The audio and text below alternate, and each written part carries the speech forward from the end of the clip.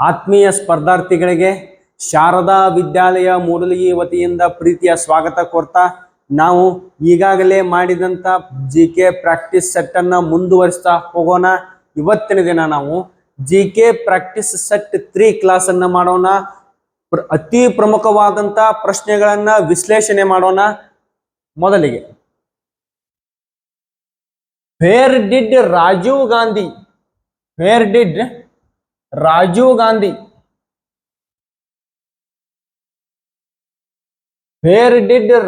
Gandhi die in the bomb blast? ಭಾರತದ ಅತಿ ಕಿರಿಯ ಪ್ರಧಾನಮಂತ್ರಿಯಾಗಿ ಸೇವೆ ಸಲ್ಲಿಸಿದಂತ ರಾಜೀವ್ ಗಾಂಧಿ ಅವರು ಬಾಂಬ್ ಬ್ಲಾಸ್ಟ್ ನಲ್ಲಿ ತೀರ್ಕೋತಾರೆ. ಬಾಂಬ್ ಬ್ಲಾಸ್ಟ್ ನಲ್ಲಿ ತಮ್ಮ ದೇಹವನ್ನ ತ್ಯಾಗ ಮಾಡ್ತಾರೆ. ಎಲ್ಲಿ ಅಂತ ಕೇಳ್ಯಾರ. ರಾಜೀವ್ ಗಾಂಧಿ ಅವರು ಬಾಂಬ್ ಬ್ಲಾಸ್ಟ್ ನಲ್ಲಿ ತೀರ್ಕೋತಾರಲ್ಲ, ಯಾವ ಜಾಗದಲ್ಲಿ ಯಾವ ಊರಿನಲ್ಲಿ ತೀರ್ಕೋತಾರೋ ಅಂತೇಳಿ ಕೇಳ್ಯಾರ ಇವ್ರು. ಆಪ್ಷನ್ಗಳನ್ನ ನೋಡ್ರಿ. ಮೊದಲಿಗೆ ಕೊಚ್ಚಿ, ಎರಡನೇದು ವಿಜಯವಾಡ, ಮೂರನೇದು ಶ್ರೀ ಪೆರಂಬದೂರ್, ನಾಲ್ಕನೇದು ಕೋಲ್ಕತ್ತಾ. ಇಲ್ಲಿ ಕೊಟ್ಟಿರುವಂತ ಆಪ್ಷನ್ಗಳಲ್ಲಿ ಕೊಚ್ಚಿ ಅನ್ನೋದು ಕೇರಳ ರಾಜ್ಯದೊಳಗದ, ವಿಜಯವಾಡ ಆಂಧ್ರ ಪ್ರದೇಶದೊಳಗದ, ಶ್ರೀ ಪೆರಂಬದೂರು ತಮಿಳುನಾಡಿನೊಳಗದ, ಕೋಲ್ಕತ್ತಾ ಅನ್ನೋದು ಪಶ್ಚಿಮ ಬಂಗಾಳದ ರಾಜಧಾನಿ. ಕೇಳಿರುವಂತ ಕ್ವಶನ್ ಏನಿಲ್ಲಿ, where did Rajiv Gandhi die in the bomb blast? Rajiv Gandhi ಅವರು ಬಾಂಬ್ ಬ್ಲಾಸ್ಟ್ ನಲ್ಲಿ ಯಾವ ನಗರದಲ್ಲಿ ತೀರ್ಕೊಂಡ್ರು? ಯಾವ ನಗರದಲ್ಲಿ ರಾಜೀವ್ ಗಾಂಧಿ ಅವರ ಹತ್ಯೆ ಆಯಿತು? ಸರಿಯಾದ ಉತ್ತರ ಯಾವ್ದಪ್ಪ ಅಂದ್ರ ಶ್ರೀ ಪೆರಂಬದೂರು. ತಮಿಳುನಾಡಿನ ಶ್ರೀ ಪೆರಂಬದೂರು ಎಂಬಲ್ಲಿ 1991 ಮೇ 21ನೇ ತಾರೀಕು ರಾಜೀವ್ ಗಾಂಧಿ ಅವರನ್ನ LTTE ಎಂಬಂತ ಉಗ್ರ ಸಂಘಟನೆ ಹತ್ಯೆ ಮಾಡಿತು. ಯಾವುದು? LTTE ಎನ್ನುವಂತ ಸಂಘಟನೆಯಿಂದ ರಾಜೀವ್ ಗಾಂಧಿ ಅವರು ಬಾಂಬ್ ದಾಳಿಯಲ್ಲಿ ಹತ್ಯೆ ಆಗ್ತದ. ಯಾವಾಗ? 1991 ಮೇ 21ನೇ ತಾರೀಕು. ಎಲ್ಲಿ? ತಮಿಳುನಾಡಿನ ಶ್ರೀ ಪೆರಂಬದೂರಿನಲ್ಲಿ. ಹಾಗಾದ್ರ ರಾಜೀವ್ ಗಾಂಧಿ ಅವರ ತಾಯಿ ಭಾರತದ ಮೊಟ್ಟ ಮೊದಲ ಮಹಿಳಾ ಪ್ರಧಾನಮಂತ್ರಿಯಾಗಿ ಸೇವೆ ಸಲ್ಲಿಸಿದಂತ ಶ್ರೀಮತಿ ಇಂದಿರಾ ಗಾಂಧಿ ಅವರು ಸಹ ಹತ್ಯೆಯಲ್ಲಿಯೇ ನಿಧನ ಹೊಂದುತ್ತಾರ. ಅದು ಯಾವಾಗ ನೋಡೋಣ. ಈಗ ಭಾರತದ ಮೊಟ್ಟ ಮೊದಲ ಮಹಿಳಾ ಪ್ರಧಾನಮಂತ್ರಿಯಾಗಿ ಸೇವೆ ಸಲ್ಲಿಸಿದಂತ ಇಂದಿರಾ ಗಾಂಧಿ ಅವರು 1984 ಯಾವಾಗ? 1984 ಅಕ್ಟೋಬರ್ 31ರಂದು 1984 ಅಕ್ಟೋಬರ್ 31ರಂದು ಭಾರತದ ಮೊದಲ ಮಹಿಳಾ ಪ್ರಧಾನಮಂತ್ರಿ ಶ್ರೀಮತಿ ಇಂದಿರಾ ಗಾಂಧಿ ಅವರು ದೆಹಲಿಯ ತಮ್ಮ ನಿವಾಸದ ಮುಂದೆ ಅವರ ಅಂಗರಕ್ಷಕರಿಂದಲೇ ಹತ್ಯೆಗೊಳಗಾಗ್ತಾರ. ಯಾರು? ಶ್ರೀಮತಿ ಇಂದಿರಾ ಗಾಂಧಿ ಅವರು. ಯಾರು? ಶ್ರೀಮತಿ ಇಂದಿರಾ ಗಾಂಧಿ ಅವರು. ಇಂದಿರಾ ಗಾಂಧಿಯವರ ಮೂಲ ಹೆಸರು ಪ್ರಿಯದರ್ಶಿನಿ ಇಂದಿರಾ. ಏನು? ಪ್ರಿಯದರ್ಶಿನಿ ಇಂದಿರಾ. ಹಾಗಾದ್ರೆ ಇನ್ನೊಬ್ಬರ ಪ್ರಧಾನಮಂತ್ರಿ ಬಗ್ಗೆ ನಾವು ಇವಾಗ ಚರ್ಚೆ ಮಾಡಬೇಕು. ಭಾರತದ ಹೊರಗೆ ವಿದೇಶದಲ್ಲಿ ನಿಧನ ಹೊಂದಿದ ಭಾರತದ ಪ್ರಧಾನಮಂತ್ರಿ ಯಾರತ್ ಕೇಳಿದ್ರ ಶ್ರೀಮಾನ್ ಲಾಲ್ ಬಹದ್ದೂರ್ ಶಾಸ್ತ್ರಿ. ಯಾರು? ಲಾಲ್ ಬಹದ್ದೂರ್ ಶಾಸ್ತ್ರಿ ಅವರು 1966ರಲ್ಲಿ ಜನವರಿ 11ನೇ ತಾರೀಕು ಸದ್ಯ ಉಜ್ಬೇಕಿಸ್ತಾನದಲ್ಲಿರುವ ತಾಸ್ಕೆಂಟ್ ನಗರದಲ್ಲಿ ಲಾಲ್ ಬಹದ್ದೂರ್ ಶಾಸ್ತ್ರಿ ಅವರು ತಮ್ಮ ಪ್ರಾಣವನ್ನ ಕಳ್ಕೋತಾರ. ನಿಗೂಢವಾಗಿ ಸಾವನ್ನಪ್ತಾರ. ಯಾವಾಗ? 1966 ಜನವರಿ 11ನೇ ತಾರೀಕು ಲಾಲ್ ಬಹದ್ದೂರ್ ಶಾಸ್ತ್ರಿ ಅವರು ಉಜ್ಬೇಕಿಸ್ತಾನದ ತಾಸ್ಕೆಂಟ್ ನಲ್ಲಿ ನಿಗೂಢವಾಗಿ ಸಾವನ್ನಪ್ತಾರ. ಇಲ್ಲಿ 3 ಜನರ ನೋಡ್ರಿ, ಹೇಳಿರೋದು ಒಂದೇ ಕ್ವಶನ್. ನಾವು 3 ಜನರಿಗೆ ಸಂಬಂಧಪಟ್ಟಂಗ ಡೀಟೇಲ್ಸ್ ಅನ್ನ ಕವರ್ ಮಾಡಿದ್ವಿ. ಮೊದಲೇದೇನು? ರಾಜೀವ್ ಗಾಂಧಿ ಅವರ ಹತ್ಯೆ ಯಾವಾಗಾಯ್ತು? 1991 ಮೇ 21ನೇ ತಾರೀಕು.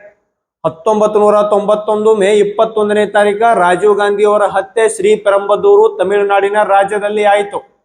LTTE ಎನ್ನುವಂತ ಉಗ್ರ ಸಂಘಟನೆ ಅದಕ್ಕೆ ಕಾರಣ. ಮತ್ತ ರಾಜೀವ್ ಗಾಂಧಿ ಅವರ ತಾಯಿ ಮತ್ತು ಭಾರತದ ಮೊದಲ ಮಹಿಳಾ ಪ್ರಧಾನಮಂತ್ರಿ ಶ್ರೀಮತಿ ಇಂದಿರಾ ಗಾಂಧಿ ಅವರ ಹತ್ಯೆ 1984 ಅಕ್ಟೋಬರ್ 31ರಂದು ಆಯಿತು. ಇಂದಿರಾ ಗಾಂಧಿ ಅವರ ಮೇಲೆ ದಾಳಿ ಯಾವಾಗಾಯ್ತು? ಇಂದಿರಾ ಗಾಂಧಿ ಅವರ ಹತ್ಯೆ ಯಾವಾಗಾಯ್ತು?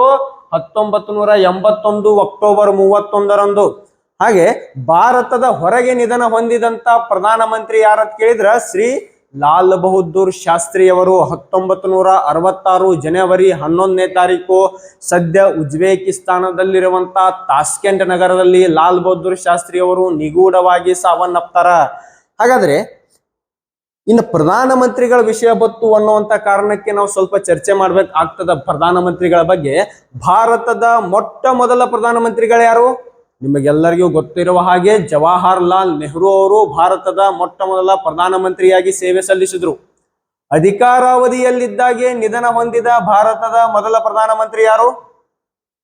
ಅಧಿಕಾರ ಅವಧಿಯಲ್ಲಿ ಇದ್ದಾಗ ನಿಧನ ಹೊಂದಿದ ಭಾರತದ ಮೊದಲ ಪ್ರಧಾನಮಂತ್ರಿ ಯಾರತ್ ಕೇಳಿದ್ರ ಅದು ಜವಾಹರ್ಲಾಲ್ ನೆಹರು ಅವರೇ. ಅಧಿಕಾರಾವಧಿಯಲ್ಲಿದ್ದಾಗಲೇ ನಿಧನ ಹೊಂದಿದ ಭಾರತದ ಪ್ರಧಾನಮಂತ್ರಿ ಯಾರು? ಜವಾಹರ್ಲಾಲ್ ನೆಹರು ಅವರು. ಭಾರತದ ಅತಿ ದೀರ್ಘಾವಧಿ ಪ್ರಧಾನಮಂತ್ರಿ ಯಾರತ್ ಕೇಳಿದ್ರ ಅದು ಜವಾಹರ್ಲಾಲ್ ನೆಹರು ಅವರೇ. ಭಾರತದ ಅತಿ ದೀರ್ಘಾವಧಿ ಪ್ರಧಾನಮಂತ್ರಿ ಯಾರತ್ ಕೇಳಿದ್ರ ಅದು ಜವಾಹರ್ಲಾಲ್ ನೆಹರು ಅವರೇ. ನೋಡ್ರಿ ಇಲ್ಲಿ, the longest term PM of India. The longest term PM of India ಯಾರು? ಜವಾಹರ್ಲಾಲ್ ನೆಹರು ಅವರೇ. Second longest term Indira Gandhi ಅವರ, ಥರ್ಡ್ ಲಾಂಗೆಸ್ಟ್ ಟರ್ಮು ಸದ್ಯಕ್ಕಿರುವಂತ ನರೇಂದ್ರ ಮೋದಿ ಅವರು ಆಗುವಂತ ಚಾನ್ಸಸ್ ಗಳು ಜಾಸ್ತಿ ಅದಾವ. ಮತ್ತೆ second longest term Indira Gandhi. ಹಂಗಾರ shortest term PM of India ಯಾರು? ಅತಿ ಕಡಿಮೆ ಅವಧಿಗೆ ಪ್ರಧಾನಮಂತ್ರಿಯಾಗಿ ಕಾರ್ಯನಿರ್ವಹಿಸಿದಂತ ವ್ಯಕ್ತಿ ಯಾರು? ಅತಿ ಕಡಿಮೆ ಅವಧಿಗೆ ಪ್ರಧಾನಮಂತ್ರಿಯಾಗಿ ಕಾರ್ಯನಿರ್ವಹಿಸಿದಂತ ವ್ಯಕ್ತಿ ಯಾರಂತ ಕೇಳಿದ್ರ ಚೌಧರಿ ಚರಣ್ ಸಿಂಗ್. ಯಾರು? ಚೌಧರಿ ಚರಣ್ ಸಿಂಗ್. ಈ ಚೌಧರಿ ಚರಣ್ ಸಿಂಗ್ ಅವ್ರ ಬಗ್ಗೆ ಬಂದಾಗ ನಾವು ಇನ್ನೊಂದ್ ಸ್ವಲ್ಪ ಮಾತಾಡ್ಬೇಕಾಗ್ತದ. ಯಾಕಂದ್ರ ಇವರ ಬರ್ತ್ಡೇಯನ್ನ ಡಿಸೆಂಬರ್ 23ನೇ ತಾರೀಕು ಇರುವಂತ ಇವರ ಬರ್ತ್ಡೇಯನ್ನ ಭಾರತೀಯ ಕಿಸಾನ್ ದಿನ ಅಂತೇಳಿ ಆಚರಣೆ ಮಾಡ್ತಾರ. ಏನತ್ತ? ಭಾರತೀಯ ಕಿಸಾನ್ ದಿನ ಅಂತೇಳಿ ಆಚರಣೆ ಮಾಡ್ತಾರ. ಮತ್ತು ಇವರ ಬಗ್ಗೆ ಸಂಬಂಧಪಟ್ಟಂತ ಮತ್ತೊಂದು ಪ್ರಮುಖವಾದಂತ ಕ್ವಶನ್, ಪಾರ್ಲಿಮೆಂಟ್ ಅನ್ನ ಎದುರಿಸಿದ ಏಕೈಕ ಪ್ರಧಾನಮಂತ್ರಿ ಅಂತ ಕೇಳಿದ್ರ ಚೌಧರಿ ಚರಣ್ ಸಿಂಗ್ ಅವರು. ನೋಡ್ರಿ, ಒಂದು ಪ್ರಶ್ನೆಯಿಂದ ನಾವು ಇಷ್ಟೆಲ್ಲ ವಿಶ್ಲೇಷಣೆಯನ್ನ ಮಾಡಿದೀವಿ. ರಾಜೀವ್ ಗಾಂಧಿ ಅವರ ಹತ್ಯೆ ಎಲ್ಲಿ ಆಯ್ತು? ತಮಿಳುನಾಡಿನ ಶ್ರೀಪೆರಂಬದೂರಿನಲ್ಲಿ. ಯಾವಾಗ? 1991ರಾಗ. ಇಂದಿರಾ ಗಾಂಧಿ ಅವರ ಹತ್ಯೆ ಯಾವಾಗಾಗಿತ್ತು? 1984ರಾಗ. ಎಲ್ಲಿ? ದೆಹಲಿಯೊಳಗ. ಭಾರತದ ಹೊರಗೆ ನಿಧನ ಹೊಂದಿದ ಭಾರತದ ಪ್ರಧಾನಮಂತ್ರಿ ಯಾರತ್ ಕೇಳಿದ್ರ ಲಾಲ್ ಬಹದ್ದೂರ್ ಶಾಸ್ತ್ರಿ ಅವರು 1964 ಜನವರಿ 11ನೇ ತಾರೀಕು. ಭಾರತದ ಅತಿ ದೀರ್ಘಾವಧಿ ಪ್ರಧಾನಮಂತ್ರಿ ಯಾರತ್ ಕೇಳಿದ್ರೆ ಜವಾಹರ್ಲಾಲ್ ನೆಹರು ಅವರು. ಭಾರತದ ಮೊಟ್ಟ ಮೊದಲ ಪ್ರಧಾನಮಂತ್ರಿ ಯಾರತ್ ಕೇಳಿದ್ರೆ ಜವಾಹರ್ಲಾಲ್ ನೆಹರು ಅವರು. ಎರಡನೇ ಅತಿ ದೀರ್ಘಾವಧಿ ಪ್ರಧಾನಮಂತ್ರಿ ಯಾರ? ಇಂದಿರಾ ಗಾಂಧಿ ಅವರು. ಭಾರತದ ಮೊದಲ ಮಹಿಳಾ ಪ್ರಧಾನಮಂತ್ರಿ ಯಾರ? ಇಂದಿರಾ ಗಾಂಧಿ ಅವರು. ಮುಂದಿನ ಪ್ರಶ್ನೆ ಹೋಗೋಣ. ಇವಾಗ what is the capital of Rajasthan? Rajasthan ರಾಜ್ಯದ ರಾಜಧಾನಿ ಯಾವುದು? ರಾಜಸ್ಥಾನ್ ರಾಜ್ಯದ ರಾಜಧಾನಿ ಯಾವುದು? ಆಪ್ಷನ್ಗಳನ್ನು ನೋಡ್ರಿ. ಒಂದನೇದು ಕೋಟಾ, ಎರಡನೇದು ಅಲ್ವಾರ್, ಮೂರನೇದು ಜೋಧಪುರ್, ನಾಲ್ಕನೇದು ಜೈಪುರ್. ಇವ 4 ಸಿಟಿಗಳು ರಾಜಸ್ಥಾನ ರಾಜ್ಯದಲ್ಲಿ ಅದಾವ. ಇವು 4 ಸಿಟಿಗಳು ರಾಜಸ್ಥಾನ ರಾಜ್ಯದಲ್ಲಿ ಅದಾವ. ಹಂಗಾದ್ರ ನಿಮಗೆ ಗೊತ್ತಿರಬೇಕು, ಭಾರತದಲ್ಲಿ ಒಟ್ಟು 28 ರಾಜ್ಯಗಳು ಮತ್ತು 28 ಸ್ಟೇಟ್ಸ್ ಮತ್ತು 8 ಯುಟೀಸ್ ಅದಾವ. ಯುಟೀಸ್ ಅಂದ್ರೆ ಏನ? Union territories. ಭಾರತದಲ್ಲಿ 28 ರಾಜ್ಯಗಳು ಮತ್ತು 8 ಕೇಂದ್ರಾಡಳಿತ ಪ್ರದೇಶಗಳದಾವು. ಅದರಲ್ಲಿ ಏರಿಯಾ ವೈಸ್ ಅತಿ ದೊಡ್ಡದು ಯಾವುದು, ಅತಿ ಚಿಕ್ಕದು ಯಾವುದು, ಪಾಪ್ಯುಲೇಷನ್ ವೈಸ್ ಅತಿ ದೊಡ್ಡದು ಯಾವುದು, ಅತಿ ಚಿಕ್ಕ ಯಾವುದು, ಇವುಗಳ ಬಗ್ಗೆ ನೀವು ಗಮನ ಕೊಡಬೇಕು. ಬರುವಂತ ಚಾನ್ಸಸ್ ಜಾಸ್ತಿ ಇದೆ. ನೋಡ್ರಿ, ಭಾರತದಲ್ಲಿ ಒಟ್ಟು 28 ರಾಜ್ಯಗಳು ಮತ್ತು 8 ಕೇಂದ್ರಾಡಳಿತ ಪ್ರದೇಶಗಳು. ಅವುಗಳ ರಾಜಧಾನಿಗಳ ಯಾವುವು ಅನ್ನೋದರ ಬಗ್ಗೆನೂ ಗಮನ ಕೊಡಬೇಕು. ಯಾವ ರಾಜ್ಯದಲ್ಲಿ ಯಾವ ಭಾಷೆಯು ಅಫಿಷಿಯಲ್ ಲ್ಯಾಂಗ್ವೇಜ್ ಆಗಿದೆ ಅನ್ನೋದ್ರ ಬಗ್ಗೆನೂ ನೀವು ಗಮನ ಕೊಡಬೇಕು. ಮತ್ತು ಯಾವ ರಾಜ್ಯದಲ್ಲಿ ಯಾವ ಯಾವ ವಿಶೇಷವಾದಂತ ಕಲೆಗಳದಾವು ಅವುಗಳ ಬಗ್ಗೆನೂ ನೀವು ಗಮನ ಕೊಡಬೇಕು. ಉದಾಹರಣೆಗೆ ಕಥಕ್ಕಳಿ, ಕುಚಿಪುಡಿ, ಕಾಲಂಕರಿ, ಈ ತರ ಏನು ಪ್ರಮುಖವಾದ ಭರತನಾಟ್ಯ, ಈ ತರ ಏನು ಪ್ರಮುಖವಾದ ಕಲೆಗಳದಾವಲ್ಲ ಇವುಗಳ ಬಗ್ಗೆನೂ ನೀವು ಗಮನ ಕೊಡಬೇಕು. ನೋಡ್ರಿ, ಕ್ವಶನ್ ಏನಪ್ಪಾ ಅಂದ್ರ what is the capital city and capital of Rajasthan. ನೋಡ್ರಿ, what is the capital of Rajasthan ಅಂತ ಕೇಳ್ಯಾರ. ಇಲ್ಲಿ ಸರಿಯಾದ ಉತ್ತರ ಏನಪ್ಪಾ ಅಂದ್ರ ಜೈಪುರ್. ಪಿಂಕ್ ಸಿಟಿ ಅಂತೇಳಿ ಕರೆಸಿಕೊಳ್ಳುವಂತ ಜೈಪುರ್ ರಾಜಸ್ಥಾನದ ರಾಜಧಾನಿ.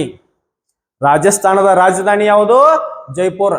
ಹಾಗೆ ನೀವು ಪಂಜಾಬ್ದ ರಾಜಧಾನಿ, ಹರಿಯಾಣದ ರಾಜಧಾನಿ, ಕರ್ನಾಟಕದ ರಾಜಧಾನಿ, ಕೇರಳದ ರಾಜಧಾನಿ, ಒಟ್ಟು 28 ರಾಜ್ಯಗಳ ರಾಜಧಾನಿ ಮತ್ತು ಅಲ್ಲಿ ಇರುವಂತ ಅಫಿಷಿಯಲ್ ಲ್ಯಾಂಗ್ವೇಜ್ ಯಾವುದು ಮತ್ತು 8 ಕೇಂದ್ರಾಡಳಿತ ಪ್ರದೇಶಗಳ ರಾಜಧಾನಿ, ಅಲ್ಲಿ ಮಾತನಾಡುವಂತ ಭಾಷೆ ಯಾವುದು, ಇವುಗಳ ಬಗ್ಗೆ ಹೆಚ್ಚಿನ ಗಮನ ಕೊಡಬೇಕು. ಇಲ್ಲಿ ನೋಡ್ರಿ ಸ್ವಲ್ಪ ಡೀಟೇಲ್ಸ್ ಈ ಕ್ವಶನ್ಗೆ ಸಂಬಂಧಪಟ್ಟಂಗ. Largest state according to area, largest state according to area, ವಿಸ್ತೀರ್ಣದಲ್ಲಿ ಅತಿ ದೊಡ್ಡ ರಾಜ್ಯ ಯಾವ್ದತ್ ಕೇಳಿರ ಸದ್ಯಕ್ಕೆ ರಾಜಸ್ಥಾನ್. ವಿಸ್ತೀರ್ಣದಲ್ಲಿ ಅತಿ ದೊಡ್ಡ ಯಾವುದು? ವಿಸ್ತೀರ್ಣದಲ್ಲಿ ಅತಿ ದೊಡ್ಡ ರಾಜ್ಯ ಯಾವುದು? ರಾಜಸ್ಥಾನ್. ಮತ್ತ ವಿಸ್ತೀರ್ಣದಲ್ಲಿ ಅತಿ ಚಿಕ್ಕ ರಾಜ್ಯ ಯಾವುದು? The smallest state according to area ಯಾವುದು? ಗೋವಾ. ಗೋವಾ ಅಂದ್ಕೂಲೆ ಎಲ್ಲರಿಗೂ ಬಹಳ ಖುಷಿ. ಗೋವಾ ಗೋವಾ ಗೋವಾ ನೋಡ್ರಿ, ಇಲ್ಲಿ smallest state according to area ಯಾವುದು? Goa. Largest state according to population, ಜನಸಂಖ್ಯೆಯ ಆಧಾರದಲ್ಲಿ ಅತಿ ದೊಡ್ಡ ರಾಜ್ಯ ಯಾವ್ದಪ್ಪ ಅಂದ್ರ ಉತ್ತರ ಪ್ರದೇಶ್. ಉತ್ತರ ಪ್ರದೇಶದ ರಾಜಧಾನಿ ಯಾವುದು? ಲಕ್ನೋ. ಉತ್ತರ ಪ್ರದೇಶದ ರಾಜಧಾನಿ ಯಾವುದು? ಲಕ್ನೋ. ಉತ್ತರ ಪ್ರದೇಶದ ರಾಜ್ಯದ ಹೈಕೋರ್ಟ್ ಎಲ್ಲದ? ಅಲಹಾಬಾದ್ ಒಳಗದ. ನೋಡ್ರಿ, smallest state according to population is a Sikkim. ಜನಸಂಖ್ಯೆಯ ಆಧಾರದಲ್ಲಿ ಅತಿ ಚಿಕ್ಕ ರಾಜ್ಯ ಯಾವ್ದಪ್ಪ? ಸಿಕ್ಕಿಂ. ನೋಡ್ರಿ, ಏರಿಯಾ ವೈಸ್ ಅತಿ ದೊಡ್ಡ ರಾಜ್ಯ ಯಾವುದು? ರಾಜಸ್ಥಾನ್. ಏರಿಯಾ ವೈಸ್ ಅತಿ ಚಿಕ್ಕ ರಾಜ್ಯ ಯಾವುದು? ಗೋವಾ. ಪಾಪ್ಯುಲೇಷನ್ ವೈಸ್, ಜನಸಂಖ್ಯೆಯ ಆಧಾರದಲ್ಲಿ ಅತಿ ದೊಡ್ಡ ರಾಜ್ಯ ಯಾವುದು? ಉತ್ತರ ಪ್ರದೇಶ್. ಜನಸಂಖ್ಯೆಯ ಆಧಾರದಲ್ಲಿ ಅತಿ ಚಿಕ್ಕ ರಾಜ್ಯ ಯಾವುದು? ಸಿಕ್ಕಿಂ. ರಾಜಸ್ಥಾನದ ರಾಜಧಾನಿ ಯಾವುದು? ಜೈಪುರ್. ಗೋವಾದ ರಾಜಧಾನಿ ಯಾವುದು? ಪಣಜಿ. ಉತ್ತರ ಪ್ರದೇಶದ ರಾಜಧಾನಿ ಯಾವುದು? ಲಕ್ನೋ. ಸಿಕ್ಕಿಂನ ರಾಜಧಾನಿ ಯಾವುದು? ಗ್ಯಾಂಗ್ಟಕ್. ಏನ? ಗ್ಯಾಂಗ್ಟಕ್ ಸಿಕ್ಕಿಂನ ರಾಜಧಾನಿ. ಹೀಗೆ ನೀವು ಎಲ್ಲ ರಾಜ್ಯಗಳ ರಾಜಧಾನಿಗಳನ್ನ ಮತ್ತು ಕೇಂದ್ರಾಡಳಿತ ಪ್ರದೇಶಗಳ ರಾಜಧಾನಿಗಳನ್ನ ಒಂದ್ ಕಡೆ ನೋಟ್ ಮಾಡಿ ಇಟ್ಕೋರಿ, ರಿಪೀಟ್ ಮಾಡ್ರಿ, ಕೇಳುವಂತ ಸಾಧ್ಯತೆಗಳ ಜಾಸ್ತಿ ಐತಿ. ಮುಂದಿನ ಪ್ರಶ್ನೆಗೆ ಹೋಗೋಣ. ಹೂ ಇನ್ವೆಂಟೆಡ್ ದಿ ಟೆಲಿಫೋನ್? ಟೆಲಿಫೋನ್ ಅನ್ನ ಸಂಶೋಧನೆ ಮಾಡಿದವರು ಯಾರು ಅಥವಾ ಅನ್ವೇಷಣೆ ಮಾಡಿದವರು ಯಾರು ಅನ್ನೋದು ಈ ಪ್ರಶ್ನೆ. ಏನಿದು? ಹೂ ಇನ್ವೆಂಟೆಡ್ ದಿ ಟೆಲಿಫೋನ್. ಟೆಲಿಫೋನ್ ಅನ್ನ ಸಂಶೋಧನೆ ಮಾಡಿದವರು ಯಾರು ಅಥವಾ ಅನ್ವೇಷಣೆ ಮಾಡಿದವರು ಯಾರು? ಆಪ್ಷನ್ಗಳನ್ನು ನೋಡ್ಕೊತ ಬರೀಲಿ. Option A James Watt, option B Graham Bell, option C Jim Marconi, option D C V Raman. ಇಲ್ಲಿ ಸರಿಯಾದ ಉತ್ತರ ಏನಪ್ಪಾ ಇದಕ್ಕ? ಹೂ ಇನ್ವೆಂಟೆಡ್ ದಿ ಟೆಲಿಫೋನ್ ಅಂತ ಕೇಳಿರ ಸರಿಯಾದ ಉತ್ತರ ಆಪ್ಷನ್ ಬಿ ಗ್ರಾಹಂ ಬೆಲ್. ಸರಿಯಾದ ಉತ್ತರ ಏನ? Option B Graham Bell. ಇನ್ನು ಉಳಿದಂತ ಈ 3 ವ್ಯಕ್ತಿಗಳು ಯಾವ ಯಾವ ವಸ್ತುಗಳನ್ನ ಯಾವ ಯಾವ ಅನ್ವೇಷಣೆ ಮಾಡ್ಯಾರು ಅಂತ ನೋಡೋದಾದ್ರ ನೋಡ್ರಿ, ಜಿ ಮಾರ್ಕೋನಿ, ಗುಗ್ಲಿಯನ್ನೋ ಮಾರ್ಕೋನಿ ಅವರು ರೇಡಿಯೋವನ್ನ ಸಂಶೋಧನೆ ಮಾಡ್ಯಾರ. ಏನ? ಗುಗ್ಲಿಯಲ್ಲೋ ಮಾರ್ಕೋನಿ ಅವರು ರೇಡಿಯೋವನ್ನ ಸಂಶೋಧನೆ ಮಾಡ್ಯಾರ. ಮತ್ತ ನಮ್ಮ ಭಾರತದ ಸಿ ವಿ ರಾಮನ್ ಅವರು ರಾಮನ್ ಎಫೆಕ್ಟ್, ಹಂಗಂದ್ರ ಸ್ಕ್ಯಾಟರಿಂಗ್ ಆಫ್ ಅ ಲೈಟ್, ಬೆಳಕಿನ ಚದುರುವಿಕೆ. ಈ ಬೆಳಕಿನ ಚದುರುವಿಕೆ ರಾಮನ್ ಎಫೆಕ್ಟ್ ಅನ್ನ ಕಂಡು ಹಿಡಿದಿದ್ದಕ್ಕಾಗಿ ಸಿ ವಿ ರಾಮನ್ ಅವರಿಗೆ 1930ರಲ್ಲಿ ನೊಬೆಲ್ ಅವಾರ್ಡ್ ಸಿಕ್ಕದ. ಭೌತಶಾಸ್ತ್ರ ವಿಭಾಗದಲ್ಲಿ ನೊಬೆಲ್ ಪ್ರಶಸ್ತಿ ಸಿಕ್ಕದ. ಮತ್ತ ಇವರು ರಾಮನ್ ಎಫೆಕ್ಟ್ ಅನ್ನ 1928 ಫೆಬ್ರವರಿ 28ನೇ ತಾರೀಕು ಮಂಡನೆ ಮಾಡಿದ್ದಕ್ಕಾಗಿ ಪ್ರತಿ ವರ್ಷ ಫೆಬ್ರವರಿ 28ನೇ ತಾರೀಕನ್ನ ರಾಷ್ಟ್ರೀಯ ವಿಜ್ಞಾನ ದಿನ ಅಂತ ಆಚರಣೆ ಮಾಡ್ಕೊತ ಬರತ್ತಾರ. ಏನಂತ ಆಚರಣೆ ಮಾಡತ್ತಾರ? ರಾಷ್ಟ್ರೀಯ ವಿಜ್ಞಾನ ದಿನ ಅಂತ ಆಚರಣೆ ಮಾಡ್ಕೊತ ಬರತ್ತಾರ. ಇನ್ನು ಜೇಮ್ಸ್ ವ್ಯಾಟ್ ಏನನ್ನ ಸಂಶೋಧನೆ ಮಾಡಿದ್ರು? ಸ್ಟೀಮ್ ಇಂಜಿನ್, ಹಬೆ ಇಂಜಿನ್ ಅನ್ನ ಜೇಮ್ಸ್ ವ್ಯಾಟ್ಸ್ ಅವರು ಇಂಪ್ರೂವ್ ಮಾಡಿದ್ರು, ಸಂಶೋಧನೆ ಮಾಡಿದ್ರು. ಮುಂದಿನ ಪ್ರಶ್ನೆಗೆ ಹೋಗೋಣ. Who is the first person to get the Jnanpith award? ಲಿಟರೇಚರ್ಗೆ ಸಂಬಂಧಪಟ್ಟಿದ್ದು Jnanpith award. Who is the first person to get the Jnanpith award? Jnanpith award ಅನ್ನ ಯಾವ ಕ್ಷೇತ್ರಕ್ಕೆ ನೀಡ್ತಾರ? ಮೊದಲು ಅಂದ್ರೆ ಆ ಕನ್ಫ್ಯೂಷನ್ ಕ್ಲಿಯರ್ ಮಾಡ್ಕೋರಿ.